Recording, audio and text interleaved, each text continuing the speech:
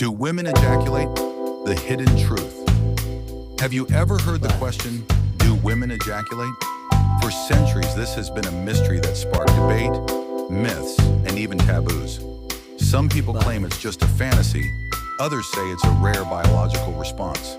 And modern science has finally started to uncover the truth. In today's journey, we are going deep into one of the most fascinating and controversial topics in human sexuality: female ejaculation. So let's begin with the most important point. Yes, female ejaculation is real. But what exactly does that mean? Female ejaculation is the release of fluid from special glands located near the urethra, often during sexual arousal or orgasm. These are called the Skene's glands, sometimes referred to as the female prostate. When stimulated, they can produce and expel a liquid that is different from normal vaginal lubrication. But here's where things get interesting. Not every woman experiences ejaculation, and for those who do, the experience can vary widely. Some may release only a few drops, while others may produce much more noticeable amounts. This difference has often created confusion and fueled myths around the subject. Now you might wonder, how is this fluid different from the lubrication that occurs naturally during arousal? Vaginal lubrication mainly comes from glands around the vaginal walls, designed to reduce friction and make sexual activity more comfortable. Female ejaculation, on the other hand, involves a distinct fluid that is released through the urethra, the same opening used for urination. But don't confuse it with urine. Although it comes from a nearby pathway, its chemical makeup is not the same. Scientific studies have shown that this fluid often contains a substance called prostate-specific antigen, or PSA, which is the same marker found in male semen, since it originates from the male prostate. This discovery helped confirm that the Skene's glands in women are, in fact, the female equivalent of the male prostate. And here's another fascinating detail. Sometimes the fluid is clear and watery, while in other cases it can be slightly milky or whitish. This variation depends on the woman's body and even the intensity of the stimulation. What's certain is that it is a completely natural bodily response. Not harmful, not dirty, and nothing to be ashamed of. So in simple terms, female ejaculation is a natural release of fluid from the Skene's glands, different from lubrication, and not the same as urination. It's part of the complex and incredible way the human body responds to sexual pleasure. But to really understand this phenomenon, we need to travel back in time. Female ejaculation has been documented for thousands of years, long before modern science could analyze it in laboratories. Don't forget to subscribe, like, and leave a comment to enter the $500 giveaway that will take place in December. Long before modern medicine and laboratories, ancient civilizations had already noticed something unique about women's bodies. In fact, some of the earliest records of female ejaculation come from ancient India and China. Texts like the Kama Sutra, written thousands of years ago, described female pleasure in surprising detail. They mentioned the release of fluid during intimacy, considering it a natural and even sacred part of sexuality. In ancient China, traditional medical writings also referred to female secretions that accompanied sexual arousal, sometimes believed to hold vital energy or life force. These early perspectives were not always purely biological. They were often tied to spirituality, fertility, and the idea of balancing energies between partners. As time went on, knowledge of the human body passed through many different cultures. In ancient Greece, physicians like Hippocrates and Galen speculated about female fluids. Some believed that, just as men produce semen, women also release their own version of it. This was thought to be essential for conception. While we now know that isn't true, it shows how long this phenomenon has fascinated human curiosity. But things changed dramatically in the Middle Ages. In Europe, discussions about female sexuality became taboo, heavily influenced by religious and cultural restrictions. What was once considered natural or sacred started to be seen as sinful or shameful. For centuries, open exploration of female anatomy and pleasure was pushed into silence. It wasn't until the 19th and 20th centuries that scientific curiosity returned to this subject. Early medical researchers began to document cases of women expelling fluid during sexual activity. But even then, female ejaculation remained controversial. Many doctors dismissed it as either impossible or confused it entirely with urination. The turning point began in the late 20th century, when more advanced research tools allowed scientists to actually analyze the fluid. In the 1980s and 1990s, studies in Europe and Japan showed that the expelled fluid contained PSA, the same marker produced by the prostate. This was a groundbreaking discovery because it confirmed that the Skene's glands, tiny organs near the urethra, function much like the prostate in men. And so, what was once dismissed as myth or illusion finally began to be recognized as a real biological process. But the debate didn't end there.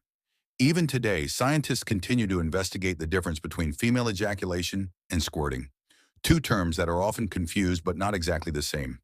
In the next part, we'll dive deeper into the science, how the body produces this fluid, what researchers have discovered in the lab, and why every woman's experience can be so different.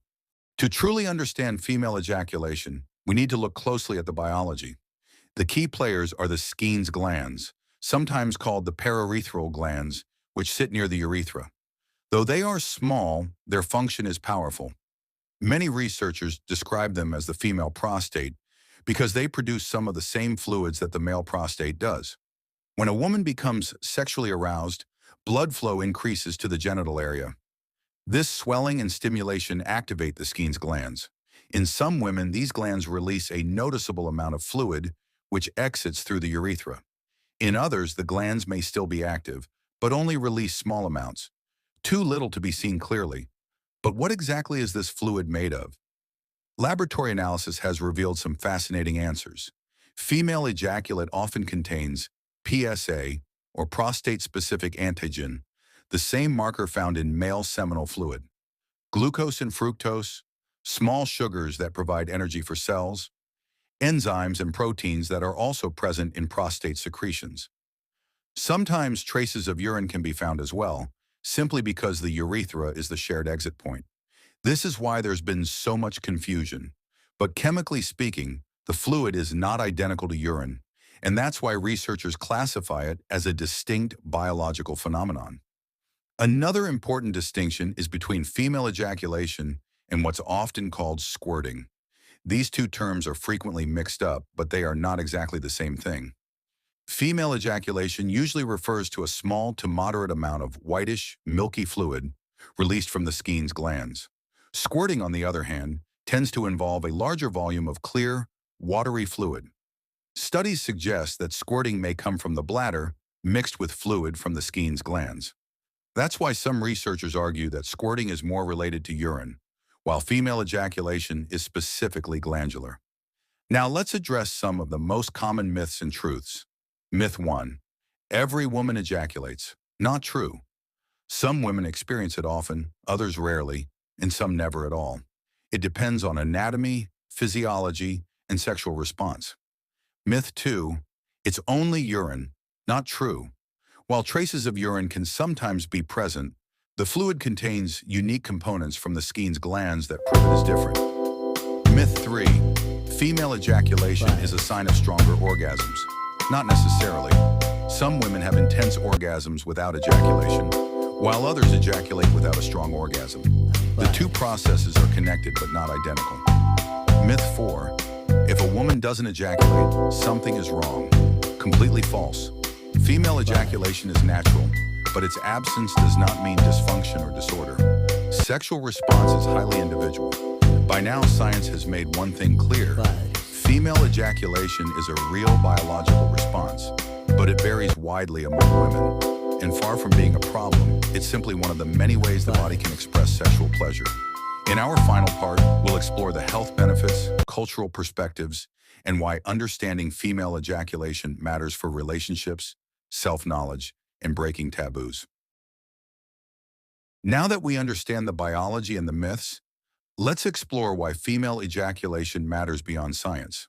First, let's talk about health and well-being. For many women, the experience of ejaculation can bring a deep sense of release and relaxation.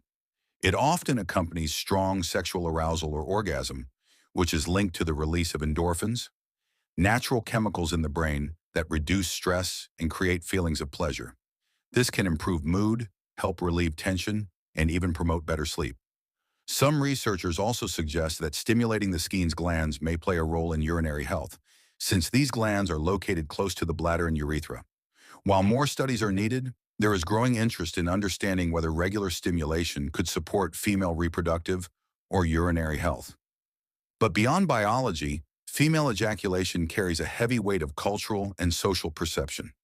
In some parts of the world, it has been celebrated as a symbol of vitality or fertility.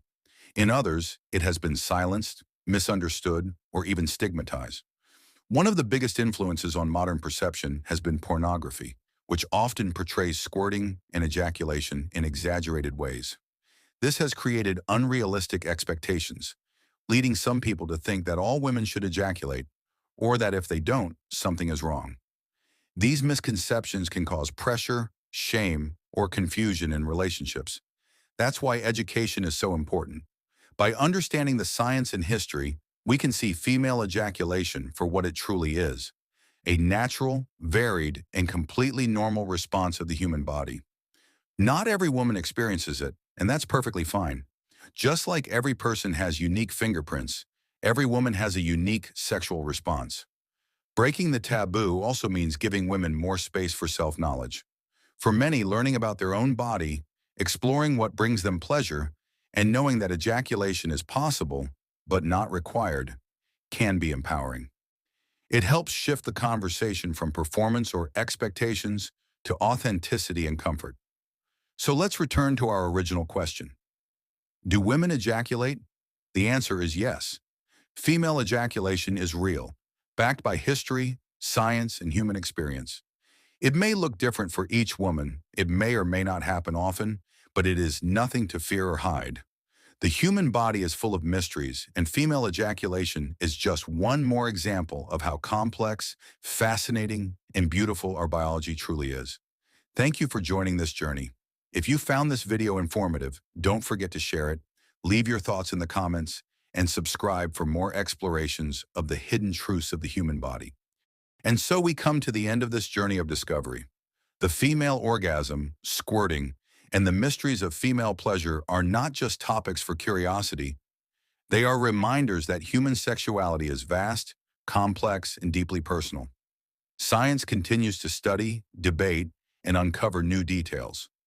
But one truth remains: pleasure is real, valid, and deserves to be understood without shame. So the next time someone asks, "Does a woman really ejaculate?" you will know the answer is yes, but with a story much richer than a simple word can explain. Thank you for watching, and remember, knowledge is power, and understanding our bodies is the first step to freedom.